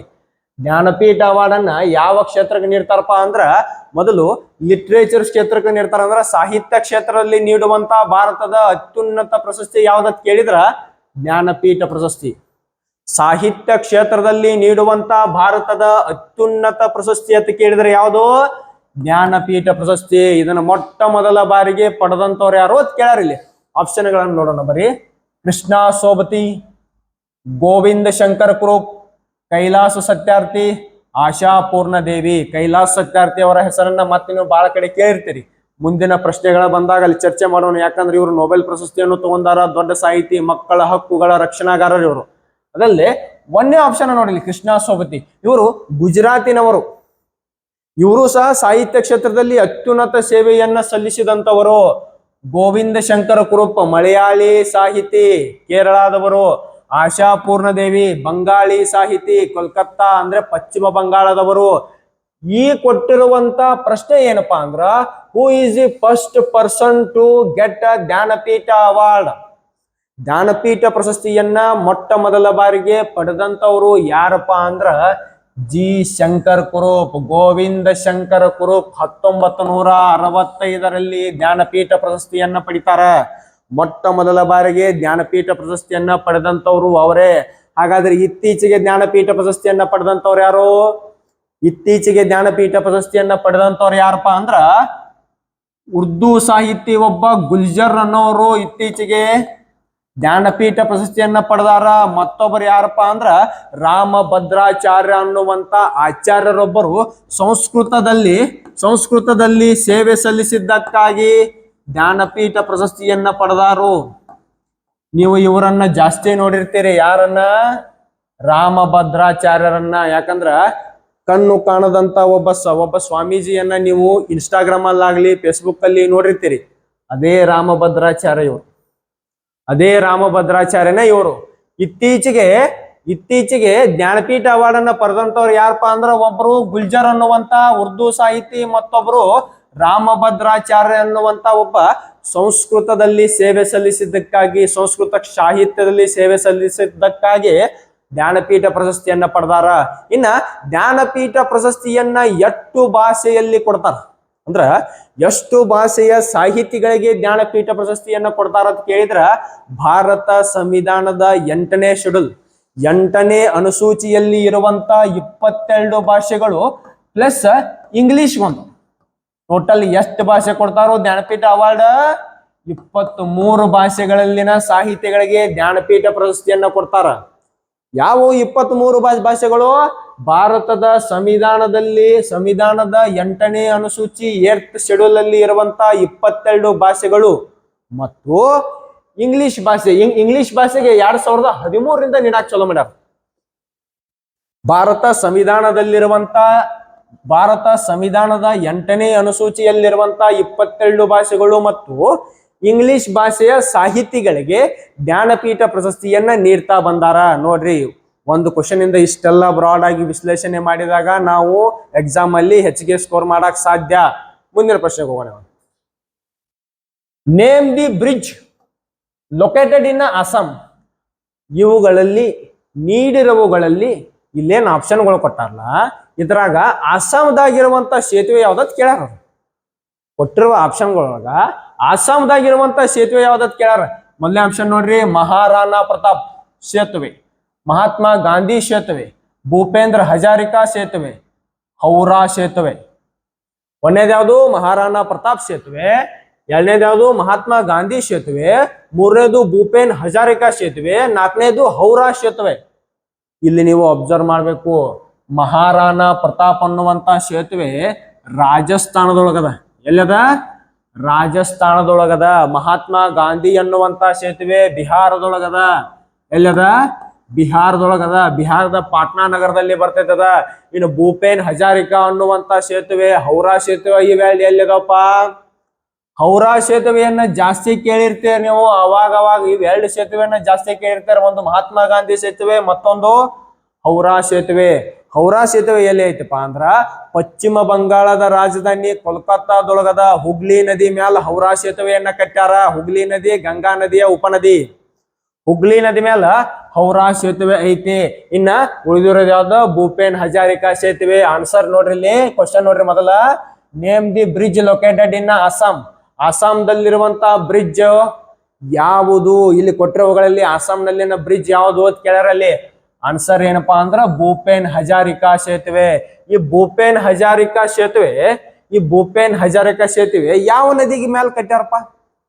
ಈ ಭೂಪೇನ್ ಹಜಾರಿಕಾ ಸೇತುವೆಯನ್ನ ಹೆಚ್ಚು ಕಮ್ಮಿ 9 ಕಿಲೋಮೀಟರ್ ಉದ್ದ ಐತಿ ಅದು ಸೇತುವೆ. ಎಟ್ಟ 9 ಕಿಲೋಮೀಟರ್ ಉದ್ದ ಐತಿ. ಯಾವುದು? ಭೂಪೇನ್ ಹಜಾರಿಕಾ ಸೇತುವೆ. ಇದನ್ನ ಯಾವ ನದಿ ಮೇಲೆ ಕಟ್ಟ್ಯಾರಪ್ಪ ಅದನ್ನ ನೋಡೋಣ ಇವಾಗ. ಭೂಪೇನ್ ಹಜಾರಿಕಾ ಸೇತುವೆಯನ್ನ ಯಾವ ನದಿ ಮೇಲೆ ಕಟ್ಟ್ಯಾರಪ್ಪ ಅಂದ್ರ ಬ್ರಹ್ಮಪುತ್ರ ನದಿಯ ಉಪನದಿಯಾದಂತ ಲೋಹಿತಾ ನದಿಗೆ ಅಸ್ಸಾಂ ರಾಜ್ಯದ ದೋಲಾದಿಂದ ಸಾಡಿಯಾವರೆಗೆ, ಅಸ್ಸಾಂ ರಾಜ್ಯದ 2 ಊರುಗಳು, ಬ್ರಹ್ಮಪುತ್ರ ನದಿಯ ಉಪನದಿಯಾದಂತ ಲೋಹಿತಾ ನದಿಗೆ ಅಸ್ಸಾಂ ರಾಜ್ಯದ ದೋಲಾದಿಂದ ಸಾಡಿಯಾವರೆಗೆ ಕಟ್ಟಿರುವಂತ ಸೇತುವೆಗೆ ಭೂಪೇನ್ ಹಜಾರಿಕಾ ಸೇತುವೆ ಅಂತ ಹೆಸರಿಟ್ಟಾರ. ಏನಂತ ಕರೀತಾರೋ? ಅಸ್ಸಾಂ ರಾಜ್ಯದ ದೋಲಾದಿಂದ ಸಾಡಿಯಾವರೆಗೆ ಕಟ್ಟಿರುವಂತ ಸೇತುವೆಗೆ ಹುಗ್ಲಿ ಇದು ಬ್ರಹ್ಮಪುತ್ರ ನದಿಯ ಉಪನದಿಯಾದಂತ ಲೋಹಿತಾ ನದಿಗೆ ಅಸ್ಸಾಂ ರಾಜ್ಯದ ದೋಲಾದಿಂದ ಸಾಡಿಯಾವರೆಗೆ ನಿರ್ಮಿಸಿರುವಂತ ಸೇತುವೆಗೆ ಭೂಪೇನ್ ಹಜಾರಿಕಾ ಸೇತುವೆ ಅಂತ ಕರೀತಾರ. ನಿಮಗ್ ಗೊತ್ತಿರಬೇಕು ಮಹಾತ್ಮ ಗಾಂಧಿ ಸೇತುವೆ ಎಲ್ಲೈತಿ, ಹೌರಾ ಬ್ರಿಡ್ಜ್ ಎಲ್ಲೈತಿ ಅನ್ನೋದ್ರ ಬಗ್ಗೆ ನಿಮಗ್ ಗೊತ್ತಿರಬೇಕು. ಮುಂದೆ ಆ ತರ ಪ್ರಶ್ನೆಗಳು ಬರುವಂತ ಚಾನ್ಸಸ್ ಗಳು ಜಾಸ್ತಿ. ನೆಕ್ಸ್ಟ್ ಕ್ವೆಶ್ಚನ್ ಹೋಗೋಣ. Which of the following is a union territory? ಇವುಗಳಲ್ಲಿ ಯಾವುದು ಕೇಂದ್ರಾಡಳಿತ ಪ್ರದೇಶ? Simple question. ಇವುಗಳಲ್ಲಿ ಯಾವುದು? Which of the following is a union territory? ಇವುಗಳಲ್ಲಿ ಯಾವುದು ಕೇಂದ್ರಾಡಳಿತ ಪ್ರದೇಶ? ಆಪ್ಷನ್ ನೋಡ್ರಿ. ಒಂದನೇದು ಜಮ್ಮು ಅಂಡ್ ಕಾಶ್ಮೀರ್, ಎರಡನೇದು ಪಂಜಾಬ್, ಮೂರನೇದು ಗೋವಾ, ನಾಲ್ಕನೇದು ಸಿಕ್ಕಿಂ. ನಾಲ್ಕನೇದೇನ? ಸಿಕ್ಕಿಂ. ಸಿಕ್ಕಿಂನ ರಾಜಧಾನಿ ಯಾವುದು ಅನ್ನೋದು ನಾವು ಹಿಂದಿನ ಕ್ವಶನ್ ದಾಗ ಡಿಸ್ಕಸ್ ಮಾಡಿದ್ವಿ. ಯಾವುದು? ಗ್ಯಾಂಗ್ಟಕ್. ಯಾವುದು? ಗ್ಯಾಂಗ್ಟಕ್. ಗೋವಾದ ರಾಜಧಾನಿ ಯಾವುದು? ಪಣಜಿ. ಯಾವುದು? ಪಣಜಿ. ಪಂಜಾಬ್ದ ರಾಜಧಾನಿ ಚಂಡೀಗಢ. ಚಂಡೀಗಢ. ಏನು? ಚಂಡೀಗಢ. ಜಮ್ಮು ಕಾಶ್ಮೀರದ ರಾಜಧಾನಿ ಶ್ರೀನಗರ್. ಏನ? ಜಮ್ಮು ಕಾಶ್ಮೀರದ ರಾಜಧಾನಿ ಶ್ರೀನಗರ. ಇಲ್ಲಿ ಕ್ವಶನ್ ಕೇಳಿದ ಏನಪ್ಪಾ ಅಂದ್ರ ಕೊಟ್ಟಿರುವುಗಳಲ್ಲಿ ಯಾವುದು ಕೇಂದ್ರಾಡಳಿತ ಪ್ರದೇಶ ಅಂದ್ರ ಉಳಿಕಿದ 3 ರಾಜ್ಯಗಳದಾವು. ಒಂದ ಯೂನಿಯನ್ ಟೆರಿಟರಿ ಐತಿ, ಕೇಂದ್ರಾಡಳಿತ ಪ್ರದೇಶ ಐತಿ, ಯಾವ್ದು ಕೇಳಾರಿಲ್ಲ ನೋಡ್ರಿ. ಕೊಟ್ಟಿರುವುಗಳಲ್ಲಿ ಪಂಜಾಬ್ನು ಒಂದು ರಾಜ್ಯ, ಗೋವಾನು ಒಂದು ರಾಜ್ಯ, ಸಿಕ್ಕಿಂನು ಒಂದು ರಾಜ್ಯ. ಹಾಗಾದ್ರ ಜಮ್ಮು ಕಾಶ್ಮೀರ ಅನ್ನೋದು ಕೇಂದ್ರಾಡಳಿತ ಪ್ರದೇಶ, ಯೂನಿಯನ್ ಟೆರಿಟರಿ. ಏನ? Union territory. ಜಮ್ಮು ಕಾಶ್ಮೀರ ಅನ್ನೋದು ಮೊದಲ ರಾಜ್ಯವಾಗೇ ಇತ್ತು. ಹೆಂಗ್ ಪಂಜಾಬ್, ಗೋವಾ, ಸಿಕ್ಕಿಂ ಹೆಂಗ್ ರಾಜ್ಯದಲ್ಲ, ಹಂಗ ಜಮ್ಮು ಕಾಶ್ಮೀರ ಒಂದು ರಾಜ್ಯಾಗೆ ಇತ್ತು. ಜಮ್ಮು ಕಾಶ್ಮೀರವನ್ನ 2019ರಲ್ಲಿ ಯಾವಾಗ? 2019ರಾಗ ಜಮ್ಮು ಕಾಶ್ಮೀರ ಮತ್ತು ಲಡಾಖ್ ಅಂತೇಳಿ ಡಿವೈಡ್ ಮಾಡ್ತಾರ. ಪಾರ್ಲಿಮೆಂಟ್ ನಲ್ಲಿ ಮಸೂದೆಯನ್ನು ತಂದು ಜಮ್ಮು ಕಾಶ್ಮೀರ ಮತ್ತು ಲಡಾಖ್ ಅಂತೇಳಿ ಡಿವೈಡ್ ಮಾಡಿ 2 ಸಪರೇಟ್ ಆಗಿ ಕೇಂದ್ರಾಡಳಿತ ಪ್ರದೇಶಗಳಾಗಿ ಮಾಡ್ತಾರ. 2019ರಲ್ಲಿ ಜಮ್ಮು ಕಾಶ್ಮೀರವನ್ನ ಜಮ್ಮು ಅಂಡ್ ಕಾಶ್ಮೀರ್ ಮತ್ತು ಲಡಾಖ್ ಅಂತೇಳಿ ಡಿವೈಡ್ ಮಾಡಿ 2 ಸಪರೇಟ್ ಯುಟಿಗಳಾಗಿ ಮಾಡ್ತಾರ. ಯುಟಿ ಅಂದ್ರೆ ಏನ? ಯೂನಿಯನ್ ಟೆರಿಟರಿಗಳಾಗಿ ಮಾಡ್ತಾರ. ಯಾವಾಗ? 2019ರಾಗ. ಪ್ರಸ್ತುತವಾಗಿ ಭಾರತದಲ್ಲಿ 28 ರಾಜ್ಯಗಳು ಮತ್ತು 8 ಕೇಂದ್ರಾಡಳಿತ ಪ್ರದೇಶಗಳದಾವ. ನೀವೀಗ ನೋಡ್ರಿಪ್ಪ, ಜಮ್ಮು ಕಾಶ್ಮೀರ ಕೇಂದ್ರಾಡಳಿತ ಪ್ರದೇಶದ ರಾಜಧಾನಿ ಯಾವ್ದಂತಂದ್ರ ನೀವೇನ್ ಹೇಳ್ತೀರಿ? ಶ್ರೀನಗರ್. ಏನಂತೀರಿ? ಶ್ರೀನಗರ್. ಹಂಗಾರ ಲಡಾಖ್ ಲಡಾಖ್ನ ಕೇಂದ್ರಾಡಳಿತ ಪ್ರದೇಶದ ಲಡಾಖ್ ಯುಟಿಯ ರಾಜಧಾನಿ ಯಾವ್ದತ್ ಕೇಳಿದ್ರ ಲೇಹ್. ಯಾವುದು? ಲೇಹ್. ನೀವೇನು ಬೈಕರ್ಸ್ಗಳು ಹೋಗ್ತಾರಲ್ಲ, ಬೈಕರ್ ರೈಡಿಂಗ್ಗಳು, ಲೇ ಲಡಾಖ್ ಅಂತೇಳಿ ಹಿಮಾಲಯನ್ ಬೈಕ್ ಅದು ತಗೊಂಡ ಅವು ಎಲ್ಲ ಇಲ್ಲೇ ನೋಡಿ ಲಡಾಖ್ ಕೇಂದ್ರಾಡಳಿತ ಪ್ರದೇಶಕ್ಕೆ ಹೋಗ್ತಾರ ಅವ್ರು. ಇನ್ನ ಇಲ್ಲಿ ಇದಕ್ಕೆ ಸಂಬಂಧಪಟ್ಟಂತ ಸ್ವಲ್ಪ ಇನ್ಫಾರ್ಮೇಶನ್ ಅದ ನೋಡ್ರಿ. ಟೋಟಲ್ ಆಗಿರುವಂತ 8 ಕೇಂದ್ರಾಡಳಿತ ಪ್ರದೇಶಗಳನ್ನ ನಾವು ಒಂದ ಸ್ಲೈಡ್ ಒಳಗೆ ಹಾಕಿ ಅವುಗಳ ರಾಜಧಾನಿಗಳನ್ನು ನಾವು ಒಂದ ಸ್ಲೈಡ್ ಒಳಗೆ ಹಾಕಿವಿ. ಯಾಕಂದ್ರೆ ನಿಮಗ ನೋಟ್ಸ್ ಮಾಡ್ಕೊಳಕ್ ಈಸಿ ಆಗ್ಲಿ ಅನ್ನುವಂತ ಕಾರಣಕ್ಕಾಗಿ. ನೋಡ್ರಿ ಇಲ್ಲಿ ಅಂಡಮಾನ್ ನಿಕೋಬಾರ್ ಕೇಂದ್ರಾಡಳಿತ ಪ್ರದೇಶದ ರಾಜಧಾನಿ ಪೋರ್ಟ್ ಬ್ಲೇರ್. ಈ ಪೋರ್ಟ್ ಬ್ಲೇರ್ದ ಹೆಸರನ್ನ ಇತ್ತೀಚೆಗೆ ಕೇಂದ್ರ ಸರ್ಕಾರ ಬದಲಾಯಿಸಿತು. ಇದು ಯಾರಿಗೂ ಗೊತ್ತಿರಂಗಿಲ್ಲ, ಹೆಚ್ಚಾಗಿ ಆಲ್ಮೋಸ್ಟ್ ಇದ್ರ ಬಗ್ಗೆ ಗಮನ ಕೊಡ್ರಿ. ಶ್ರೀ ವಿಜಯಪುರ ಅಂತೇಳಿ ಹೆಸರನ್ನ ಬದಲು ಮಾಡೈತಿ. ಬರುವಂತ ಪರೀಕ್ಷೆಯಲ್ಲಿ ಆ ಹೆಸರನ್ನ ಕೇಳುವಂತ ಸಾಧ್ಯತೆಗಳ ಜಾಸ್ತಿ. ಪೋರ್ಟ್ ಬ್ಲೇರ್ ನ ರಾಜಧಾನಿ ಯಾವುದು? ಇದು ಅಂಡಮಾನ್ ಮತ್ತು ನಿಕೋಬಾರ್ನ ರಾಜಧಾನಿ ಯಾವುದು? Port Blair. ಆ ಪೋರ್ಟ್ ಬ್ಲೇರ್ ನ ಹೆಸರನ್ನ ಇತ್ತೀಚೆಗೆ ಕೇಂದ್ರ ಸರ್ಕಾರ ಶ್ರೀ ವಿಜಯಪುರ ಅಂತೇಳಿ ಹೆಸರು ಚೇಂಜ್ ಮಾಡೈತಿ. ಏನತ್ತ? ಶ್ರೀ ವಿಜಯಪುರ ಅಂತೇಳಿ ಹೆಸರು ಚೇಂಜ್ ಮಾಡೈತಿ. ಯಾವುದರದನ್ನ? ಪೋರ್ಟ್ ಬ್ಲೇರ್ ಅನ್ನ. ಇನ್ನು ಚಂಡೀಗಢದ ರಾಜಧಾನಿ ಯಾವುದು? 8 ಕೇಂದ್ರಾಡಳಿತ ಪ್ರದೇಶಗಳನ್ನ ಕೊಟ್ಟೈತಿ ಇಲ್ಲಿ ಮತ್ತು ಅವುಗಳ ರಾಜಧಾನಿಗಳನ್ನ ಕೊಟ್ಟೈತಿ. ಚಂಡೀಗಢದ ರಾಜಧಾನಿ ಚಂಡೀಗಢ. ದಾದ್ರಾ ನಗರ್ ಹವೇಲಿ ಅಂಡ್ ದಿಯು ದಮನ್ನ ರಾಜಧಾನಿ ದಮನ್. ದಾದ್ರಾ ನಗರ್ ಹವೇಲಿ ಅಂಡ್ ದಿಯು ದಮನ್ನ ರಾಜಧಾನಿ ದಮನ್. ದೆಹಲಿ ಕೇಂದ್ರಾಡಳಿತ ಪ್ರದೇಶದ ರಾಜಧಾನಿ ನ್ಯೂ ಡೆಲ್ಲಿ, ನವದೆಹಲಿ. ಇಲ್ಲಿ ನೋಡ್ರಿ, ಜಮ್ಮು ಕಾಶ್ಮೀರ ಯುಟಿನ ರಾಜಧಾನಿ, ಯೂನಿಯನ್ ಟೆರಿಟರಿಯ ರಾಜಧಾನಿ ಶ್ರೀನಗರ್. 2 ರಾಜಧಾನಿಗಳನ್ನ ಹೊಂದಿರುವಂತ ಯೂನಿಯನ್ ಟೆರಿಟರಿ ಯಾವ್ದಪ್ಪ ಅಂದ್ರೆ ಜಮ್ಮು ಕಾಶ್ಮೀರ. ಸಮ್ಮರ್ ಒಳಗ ಬೇಸಿಗೆ ಕಾಲದಲ್ಲಿ ಶ್ರೀನಗರವನ್ನ ರಾಜಧಾನಿಯಾಗಿ ಮಾಡ್ಕೋತಾರ. ವಿಂಟರ್ ಒಳಗ ಚಳಿಗಾಲದಲ್ಲಿ ಜಮ್ಮುವನ್ನ ರಾಜಧಾನಿಯಾಗಿ ಮಾಡ್ಕೋತಾರ. ಜಮ್ಮುವಿನಿಂದ ತಮ್ಮ ಆಡಳಿತವನ್ನ ನಡೆಸ್ತಾರ. ಜಮ್ಮು ಕಾಶ್ಮೀರದ ರಾಜಧಾನಿ ಯಾವ್ದಂದ್ರ ಹೆಚ್ಚಾಗಿ ಶ್ರೀನಗರನ್ನ ಕೊಟ್ಟಿರ್ತಾರ, ಅಥವಾ ಏನಾದ್ರು ಸಮ್ಮರ್ ಮತ್ತು ವಿಂಟರ್ ಅಂತ ಡಿವೈಡ್ ಮಾಡಿ ಕೊಟ್ರ ಅಂದ್ರ ಸಮ್ಮರ್ ಒಳಗ ಶ್ರೀನಗರ, ವಿಂಟರ್ ಒಳಗ ಜಮ್ಮು. ಇನ್ನ ಲಕ್ಷದ್ವೀಪದ ರಾಜಧಾನಿ ಇತ್ತೀಚೆಗೆ ಮಾಲ್ಡೀವ್ಸ್ಗೂ ನಮಗೂ ಸ್ವಲ್ಪ ಕಾನ್ಫ್ಲಿಕ್ಟ್ ಏರ್ಪಟ್ಟಾಗ, ಸ್ವಲ್ಪ ರಾಜತಾಂತ್ರಿಕ ತೊಂದರೆಗಳು ಏರ್ಪಟ್ಟಾಗ ಮಾಲ್ಡೀವ್ಸ್ ಬಹಳ ಸುದ್ದಿಯಲ್ಲಿತ್ತು. ನಮ್ಮ ದೇಶದ ಪ್ರಧಾನಮಂತ್ರಿಗಳು ಮಾಲ್ಡೀವ್ಸ್ಗೂ ಮತ್ತು ನಮಗೂ ಸ್ವಲ್ಪ ಕಾನ್ಫ್ಲಿಕ್ಟ್ ಏರ್ಪಟ್ಟಾಗ ನಮ್ಮ ದೇಶದ ಪ್ರಧಾನಮಂತ್ರಿ ಶ್ರೀ ನರೇಂದ್ರ ಮೋದಿ ಅವರು ಲಕ್ಷದ್ವೀಪಕ್ಕೆ ಹೋಗಿ ಅಲ್ಲಿನ ಪ್ರವಾಸೋದ್ಯಮವನ್ನ ಅಭಿವೃದ್ಧಿ ಪಡಿಸುವುದರ ಬಗ್ಗೆ ಬಹಳ ಒತ್ತನ್ನ ನೀಡಿದ್ರು. ಲಕ್ಷದ್ವೀಪದ ಬಗ್ಗೆ ನಿಮಗೆ ಬಹಳ ಎಚ್ಚರಿಕೆ ಇರಬೇಕು. ಕ್ವಶನ್ ಕೇಳುವಂತ ಸಾಧ್ಯತೆಗಳ ಜಾಸ್ತಿ. ಲಕ್ಷದ್ವೀಪದ ರಾಜಧಾನಿ ಯಾವುದು? ಕವರಟ್ಟಿ. ಪಾಂಡಿಚೇರಿ, ಪುದುಚೇರಿಯ ರಾಜಧಾನಿ ಯಾವುದು? ಪಾಂಡಿಚೇರಿ. ಲಡಾಖ್ನ ರಾಜಧಾನಿ ಯಾವುದು? ಲೇಹ್. ನೀವು ಈಗಾಗಲೇ ಹಿಂದಿನ ಸ್ಲೈಡ್ ಅಲ್ಲಿ ನೋಡಿದ್ರಿ, ಮೊದಲಿನ ಸ್ಲೈಡ್ ಅಲ್ಲಿ ನೋಡಿದ್ರಿ, longest state according to area ಅಂತೇಳಿ ಯಾವುದೋ ರಾಜಸ್ಥಾನ. ಹಂಗಾದ್ರೆ ಇಲ್ಲಿ ಏನು largest state according to area ಯಾವ್ದ ನೋಡಿದ್ರಿ? ರಾಜಸ್ಥಾನ. ಹಂಗಾದ್ರೆ ಇಲ್ಲಿ ಯೂನಿಯನ್ ಟೆರಿಟರಿ ಒಳಗ ಲಾರ್ಜೆಸ್ಟ್ ಯಾವ್ದ? ಯೂನಿಯನ್ ಟೆರಿಟರಿ ಒಳಗ ಲಾರ್ಜೆಸ್ಟ್ ಯೂನಿಯನ್ ಟೆರಿಟರಿ ಯಾವ್ದಪ್ಪ ಅಂದ್ರ ಲಡಾಖ್. ಈ ವಿಸ್ತೀರ್ಣದಲ್ಲಿ ಅತಿ ದೊಡ್ಡ ಕೇಂದ್ರಾಡಳಿತ ಪ್ರದೇಶ ಯಾವ್ದತ್ ಕೇಳಿದ್ರ ಲಡಾಖ್. ವಿಸ್ತೀರ್ಣದಲ್ಲಿ ಅತಿ ಚಿಕ್ಕ ಕೇಂದ್ರಾಡಳಿತ ಪ್ರದೇಶ ಯಾವ್ದತ್ ಕೇಳಿದ್ರ ಲಕ್ಷದ್ವೀಪ್. ನೋಡ್ರಿ, ವಿಸ್ತೀರ್ಣದಲ್ಲಿ ಅತಿ ದೊಡ್ಡ ಕೇಂದ್ರಾಡಳಿತ ಪ್ರದೇಶ ಅಥವಾ ಯೂನಿಯನ್ ಟೆರಿಟರಿ ಅಂತ ಕೇಳಿದ್ರ ಲಡಾಖ್. ವಿಸ್ತೀರ್ಣದಲ್ಲಿ ಅತಿ ಚಿಕ್ಕ ಯೂನಿಯನ್ ಟೆರಿಟರಿ ಅಂತ ಕೇಳಿದ್ರ ಲಕ್ಷದ್ವೀಪ್. ಇನ್ನ ಮುಂದಿನ ಪ್ರಶ್ನೆ ಹೋಗೋಣ. When was the first battle of Panipat fought? When was the first battle of Panipat fought?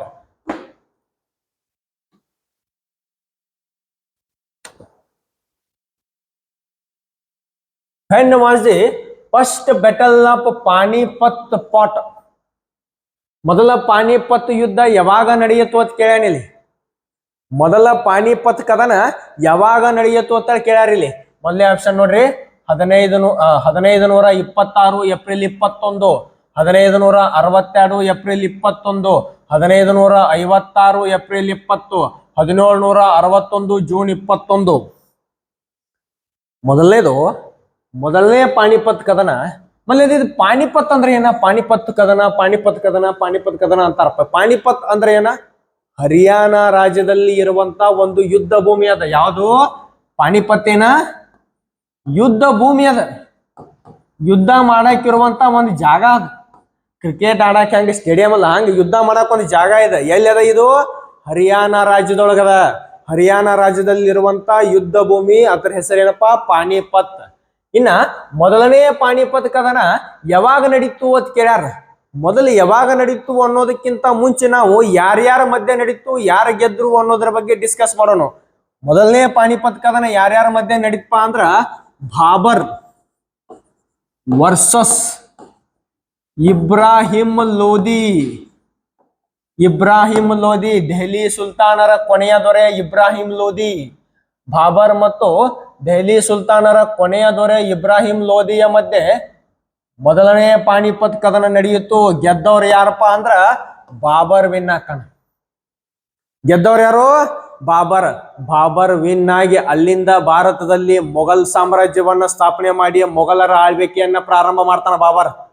Delhi ಸುಲ್ತಾನರ ಆಳ್ವಿಕೆ ಅಂತ್ಯವಾಗಿ 1ನೇ ಪಾಣಿಪತ್ ಕದನದಲ್ಲಿ ಬಾಬರ್ ಗೆದ್ದ ಕೂಡಲೇ ಮೊಘಲ್ ಸಾಮ್ರಾಜ್ಯ ಚಾಲು ಆಕದ, ಮೊಘಲರ ಆಡಳಿತ ಚಾಲು ಆಕತಿ.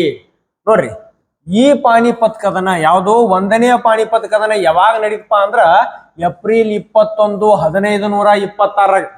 ಯಾವಾಗ?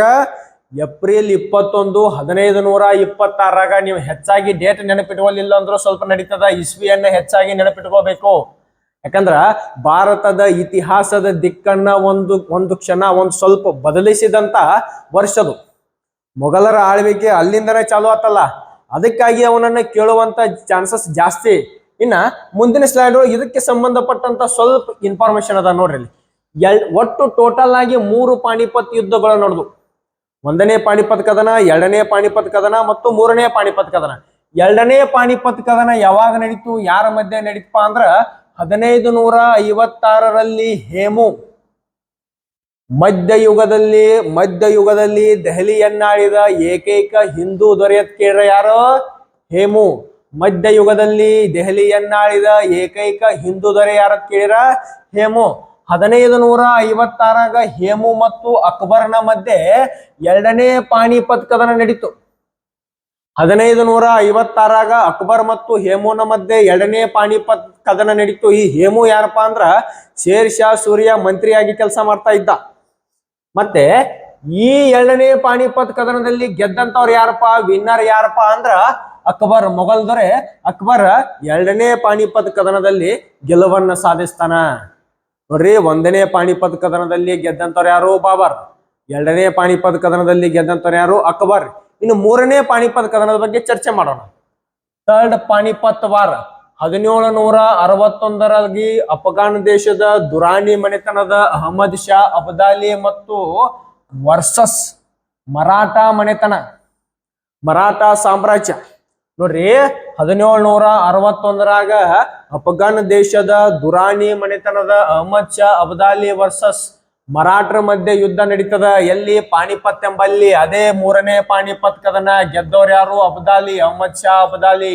ಇದ್ರ ಬಗ್ಗೆ ಒಂದು ಪಿಕ್ಚರ್ ಅದ, ರಣವೀರ್ ಸಿಂಗ್ ಅವರು ಒಂದು ಪಿಕ್ಚರ್ ಮಾಡ್ಯಾರ. ಅವಾಗ ಮರಾಠ ಸಾಮ್ರಾಜ್ಯವನ್ನ, ಮರಾಠ ಸೇನೆಯನ್ನ ಯಾರು ಮುನ್ನಡೆಸ್ತಾ ಇದ್ರು ಅಂದ್ರೆ ಸದಾಶಿವರಾವ್ ಬಾಹು. ಯಾರು? ಸದಾಶಿವರಾವ್ ಬಾಹು ಅವರು ಮರಾಠ ಸಾಮ್ರಾಜ್ಯವನ್ನ ಅಥವಾ ಮರಾಠ ಸೇನೆಯನ್ನ ಮುನ್ನಡೆಸ್ತಾ ಇದ್ರು. ಯಾವ ಯುದ್ಧದಲ್ಲಿ? 3ನೇ ಪಾಣಿಪತ್ ಯುದ್ಧದಲ್ಲಿ. ನೋಡ್ರಿ, 1ನೇ ಪಾಣಿಪತ್ ಕದನ ಯಾರ ಮಧ್ಯೆ ಆಯ್ತು? ವಿನ್ನರ್ ಯಾರು? ಯಾವಾಗ ಆಯ್ತು? 2ನೇ ಪಾಣಿಪತ್ ಕದನ ಯಾರ ಮಧ್ಯೆ ಆಯ್ತು? ವಿನ್ನರ್ ಯಾರು? ಯಾವಾಗ ಆಯ್ತು? 3ನೇ ಪಾಣಿಪತ್ ಕದನ ಯಾರ ಮಧ್ಯೆ ಆಯ್ತು? ವಿನ್ನರ್ ಯಾರು? ಯಾವಾಗ ಆಯ್ತು? ಇವುಗಳನ್ನ ನೆನಪಿಟ್ಕೋಬೇಕು. ಇವುಗಳನ್ನೆಲ್ಲರ ಪಾಯಿಂಟ್ ಮಾಡಿ ಇಟ್ಕೊಳ್ರಿ. ಮುಂದಿನ ಪ್ರಶ್ನೆಗೆ ಹೋಗೋಣ. Vinesha Phogat is related to which district? Vinesha Phogat ಅವರು ಯಾವ ಜಿಲ್ಲೆಗೆ ಸಂಬಂಧಿಸಿದ್ದಾರೆ ಅಂತ ಕೇಳ್ಯಾರ. ಏನ? ವಿನೇಶಾ ಫೋಗಟ್ ಅವರು ಯಾವ ಜಿಲ್ಲೆಗೆ ಸಂಬಂಧಿಸಿದ್ದಾರೆ ಅಂತ ಕೇಳ್ಯಾರ. ನೀವು ಅದಕ್ಕಿಂತಲೂ ಮೊದಲು ವಿನೇಶಾ ಫೋಗಟ್ ಅಂದ್ರೆ ಯಾರು? ಇವರು ವಿನೇಶಾ ಫೋಗಟ್ ಅವರು ಭಾರತದ ಕುಸ್ತಿಪಟು, ರೆಸ್ಲರ್. ಮೊನ್ನೆ ನಮ್ಮ ಪ್ಯಾರಿಸ್ ಒಲಿಂಪಿಕ್ಸ್ ನಲ್ಲಿ ಇವರು ಫೈನಲ್ ಪಂದ್ಯದಿಂದ ತೂಕದ ವ್ಯತ್ಯಾಸವಾಗಿ ಫೈನಲ್ ಪಂದ್ಯ ಆಡೋದ್ರಿಂದ ವಂಚಿತರಾದ್ರು.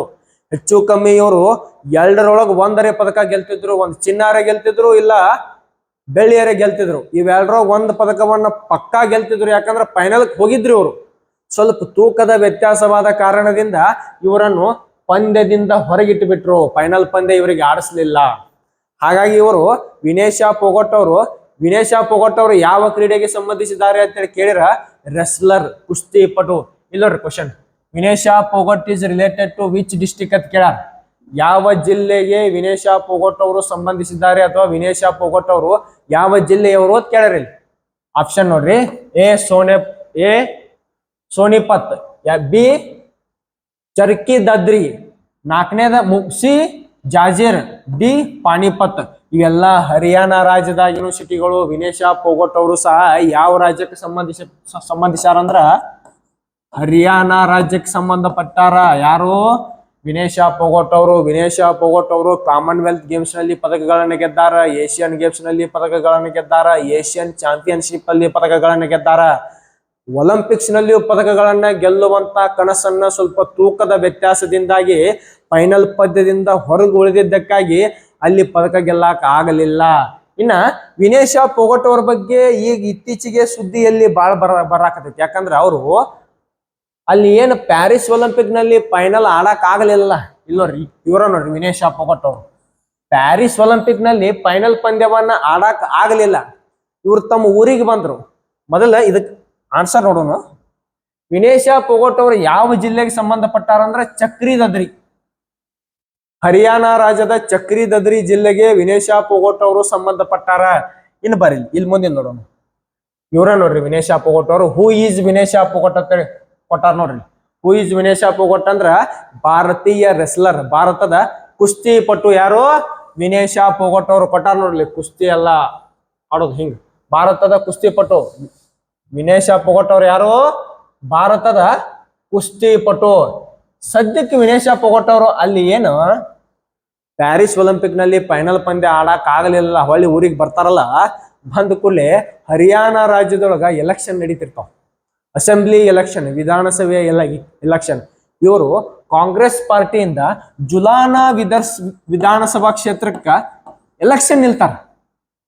ಯಾರು? ವಿನೇಶ ಪೊಗಟ್ ಅವರು ಜುಲಾನಾ ಅನ್ನುವಂತ ಕಾನ್ಸ್ಟಿಟ್ಯೂಯೆನ್ಸಿಗೆ ವಿಧಾನಸಭಾ ಕ್ಷೇತ್ರಕ್ಕ ಎಲೆಕ್ಷನ್ ನಿಂತ ಗೆದ್ದ. ಸದ್ಯಕ್ಕೆ ಇವರು ಹರಿಯಾಣ ವಿಧಾನಸಭೆಯ ಸದಸ್ಯೆ.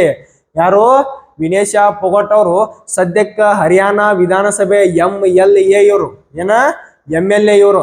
ಹಾಗಾದ್ರೆ ನೀವು ಇನ್ನೊಂದ್ರ ಬಗ್ಗೆ ಹೆಚ್ಚಿಗೆ ಗಮನ ಕೊಡ್ಬೇಕು. ಇತ್ತೀಚೆಗೆ ಸ್ವಲ್ಪ ರಾಜ್ಯಗಳ ಎಲೆಕ್ಷನ್ಗಳ ನಡೆದು, ಜಾರ್ಖಂಡ್ ಆಗಿರ್ಬೋದು, ಮಹಾರಾಷ್ಟ್ರ ಮತ್ತೆ ಹರಿಯಾಣ, ಜಮ್ಮು ಕಾಶ್ಮೀರ, ಈ 4 ರಾಜ್ಯಗಳಲ್ಲಿ ಯಾರ್ಯಾರು CM ಆದ್ರು ಅನ್ನೋದನ್ನು ನೆನಪಿಟ್ಕೋಬೇಕು.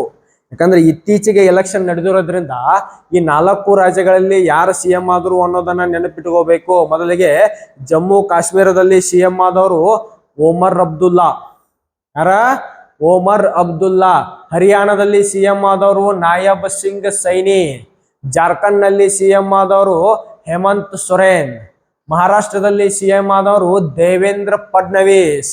ಇವುಗಳ ಬಗ್ಗೆ ನೀವು ಒಂದ್ ಕಡೆ ನೋಟ್ ಮಾಡಿ ಇಟ್ಕೋರಿ. ಇತ್ತೀಚೆಗೆ ಎಲೆಕ್ಷನ್ ನಡೆದು ಅಲ್ಲಿ ಹೊಸ ವಿಧಾನಸಭೆ ನಿರ್ಮಾಣವಾಗಿದ್ದರಿಂದ, ಹೊಸ ಸರ್ಕಾರಗಳ ನಿರ್ಮಾಣ ಮಾಡಿದ್ರಿಂದ ಕೇಳುವಂತ ಚಾನ್ಸಸ್ ಜಾಸ್ತಿ. ಯಾರು CM ಆಗ್ಯಾರ ಅನ್ನೋದು ಮುಂದಿನ ಪ್ರಶ್ನೆ. During the partition of Bangladesh there was a war between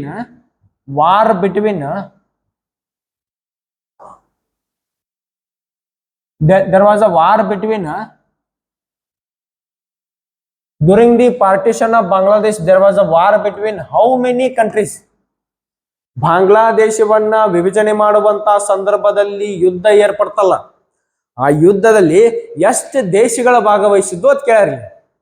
Bangladesh separate ಆಗುವಾಗ, ಬಾಂಗ್ಲಾದೇಶ ಸ್ವತಂತ್ರವಾಗುವಾಗ ಆದಂತ ಯುದ್ಧದಲ್ಲಿ ಎಷ್ಟು ದೇಶಗಳು ಭಾಗವಹಿಸಿದ್ದು ಅಂತ ಕೇಳ್ರಿ. ಇದಕ್ಕೆ ಸ್ವಲ್ಪ ಹಿನ್ನೆಲೆಗಳನ್ನ ಎಕ್ಸ್ಪ್ಲೇನ್ ಮಾಡ್ಬೇಕು ಕೇಳ್ರಿ. 1947ಕ್ಕ ಭಾರತ ಸ್ವತಂತ್ರ ಸಿಕ್ಕಾಗ ಭಾರತ 2 ದೇಶಗಳಾಗಿ ವಿಭಾಗವಾಯಿತು. ಒಂದು ಪಾಕಿಸ್ತಾನ, ಮತ್ತೊಂದು ಭಾರತ. ಈ ಪಾಕಿಸ್ತಾನ ಅನ್ನೋದು ಒಂದ ಕಡೆ ಭೂಮಿ ಇರ್ಲಿಲ್ಲ. ಒಂದು ಈಸ್ಟ್ ಪಾಕಿಸ್ತಾನ್, ವೆಸ್ಟ್ ಪಾಕಿಸ್ತಾನ್ ಅಂತೇಳಿ 2 ಆಗಿ ಡಿವೈಡ್ ಆಯ್ತು. ಒಂದು ವೆಸ್ಟ್ ಪಾಕಿಸ್ತಾನ ಅಂದ್ರೆ ಈಗ ಸದ್ಯಕ್ಕೆ ಇರುವಂತ ಪಾಕಿಸ್ತಾನ. ಇನ್ನೊಂದು ವೆಸ್ಟ್ ಪಾಕಿಸ್ತಾನ ಅಂದ್ರೆ ಏನು? ಈಗ ಸದ್ಯಕ್ಕೆ ಇರುವಂತ ಬಾಂಗ್ಲಾದೇಶವು ಅವಾಗ ವೆಸ್ಟ್ ಪಾಕಿಸ್ತಾನ ಆಗಿತ್ತು. ಈ ಈಸ್ಟ್ ಪಾಕಿಸ್ತಾನ ಅಂದ್ರೆ ಇದು ಈಸ್ಟ್ ಪಾಕಿಸ್ತಾನ, ಇದು ವೆಸ್ಟ್ ಪಾಕಿಸ್ತಾನ. ಈ ಸದ್ಯಕ್ಕೆ ಇರುವಂತ ಪಾಕಿಸ್ತಾನ ಏನದು ವೆಸ್ಟ್ ಪಾಕಿಸ್ತಾನ ಅಲ್ಲ. ಈ ವೆಸ್ಟ್ ಪಾಕಿಸ್ತಾನ ಇರುವಂತ ಆಡಳಿತಗಾರರು ಈಸ್ಟ್ ಪಾಕಿಸ್ತಾನದ ಮೇಲೆ ಹೆಚ್ಚಿಗೆ ದಬ್ಬಾಳಿಕೆಯನ್ನ ಮಾಡ್ತಿರ್ತಾರ, ಸರಿಯಾದ ಅಭಿವೃದ್ಧಿ ಕಾರ್ಯಗಳನ್ನ ಮಾಡ್ತಿರಂಗಿಲ್ಲ. ಅದಕ್ಕಾಗಿ ಇಲ್ಲಿನ ಒಬ್ಬ ಕ್ರಾಂತಿಕಾರಿ ಹೋರಾಟಗಾರ ಶೇಖ್ ಮುಜಿಬುರ್ ರೆಹಮಾನ್. ಯಾರ? ಶೇಖ್ ಮುಜಿಬುರ್ ರೆಹಮಾನ್. ಶೇಖ್ ಮುಜಿಬುರ್ ರೆಹಮಾನ್ ಅವರು ಭಾರತದಲ್ಲಿ ಯಾವಾಗ ಪ್ರಧಾನಮಂತ್ರಿಯಾಗಿದ್ದಂತ 1971-72 ಸಮಯದಲ್ಲಿ ಆಗ ಪ್ರಧಾನಮಂತ್ರಿಯಾಗಿದ್ದಂತ ಇಂದಿರಾ ಗಾಂಧಿ ಅವರ ಸಹಾಯವನ್ನು ತಗೊಂಡು, ಭಾರತದ ಸೇನೆಯ ಸಹಾಯವನ್ನು ತಗೊಂಡು ಪಾಕಿಸ್ತಾನ, ಈಗಿರುವಂತ ಪಾಕಿಸ್ತಾನ ಜೊತೆ ಯುದ್ಧ ಮಾಡ್ತಾರ. ಯುದ್ಧ ಮಾಡಿದಾಗ ಭಾರತದ ಸೇನೆ ಅವಾಗ ಯುದ್ಧದಲ್ಲಿ ವಿಜಯಶಾಲಿ ಆಕತಿ. ವಿಜಯಶಾಲಿ ಆದ ಕೂಡಲೇ ಸಪರೇಟ್ ಆದಂತ ಬಾಂಗ್ಲಾದೇಶ ಅನ್ನುವಂತ ದೇಶ ಉದಯ ಆಗ್ತದ. ಇದು ಯಾವಾಗಪ್ಪ ಅಂದ್ರ 1971-72 ಸಮಯದಲ್ಲಿ. ಯಾವಾಗ 1971 ಮತ್ತು 72ರ ಸಮಯದಲ್ಲಿ ಪಾಕಿಸ್ತಾನದ ಜೊತೆ ಈಸ್ಟ್ ಪಾಕಿಸ್ತಾನ ಅಂದ್ರೆ ಈಗಿನ ಬಾಂಗ್ಲಾದೇಶ ಮತ್ತು ಭಾರತ ಎರಡೂ ಕೂಡಿಕೊಂಡು ಪಾಕಿಸ್ತಾನದ ವಿರುದ್ಧವಾಗಿ ಯುದ್ಧ ಮಾಡ್ತಾವು. ಆ ಯುದ್ಧದಲ್ಲಿ ಭಾರತ ಗೆದ್ದಾಗ ಬಾಂಗ್ಲಾದೇಶ ಅನ್ನುವಂತ ಒಂದು ಹೊಸ ದೇಶ ನಿರ್ಮಾಣ ಆಗ್ತದ.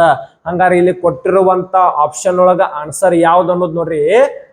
During the partition of Bangladesh there was a war between how many countries ಅಂದ್ರ ಕರೆಕ್ಟ್ ಆನ್ಸರ್ 3. ಸದ್ಯಕ್ಕಿರುವಂತ ಬಾಂಗ್ಲಾದೇಶ ಮತ್ತೆ ಭಾರತ ಮತ್ತು ಪಾಕಿಸ್ತಾನ ಈ 3 ದೇಶಗಳಲ್ಲಿ ಯುದ್ಧ ಏರ್ಪಡಿತು ಅಂದಂಗದ. ಮುಂದಿನ ಪ್ರಶ್ನೆ ಹೋಗೋಣ. When is World Humanitarian Day celebrated? ವಿಶ್ವ ಮಾನವೀಯ ದಿನವನ್ನ ಯಾವಾಗ ಆಚರಣೆ ಮಾಡ್ತೀವಿ ಅಂತ ಕೇಳಾರಿಲ್ಲಿ. ವಿಶ್ವ ಮಾನವೀಯ ದಿನವನ್ನ ಯಾವಾಗ ಆಚರಣೆ ಮಾಡ್ತೀವಿ ಅಂತ ಕೇಳಾರಿಲ್ಲಿ. ಆಪ್ಷನ್ ನೋಡ್ರಿ. 5 ಜೂನ್, 5 ಜೂನ್, 19 ಆಗಸ್ಟ್, 23 ಆಗಸ್ಟ್, 12 ಜನವರಿ. ಜನವರಿ 12ನೇ ತಾರೀಕು ನಾವು ಸ್ವಾಮಿ ವಿವೇಕಾನಂದರ ಜಯಂತಿ. ಸ್ವಾಮಿ ವಿವೇಕಾನಂದರ ಜಯಂತಿ ಏನಂತ ಆಚರಣೆ ಮಾಡ್ತೀವಿ? National youth day.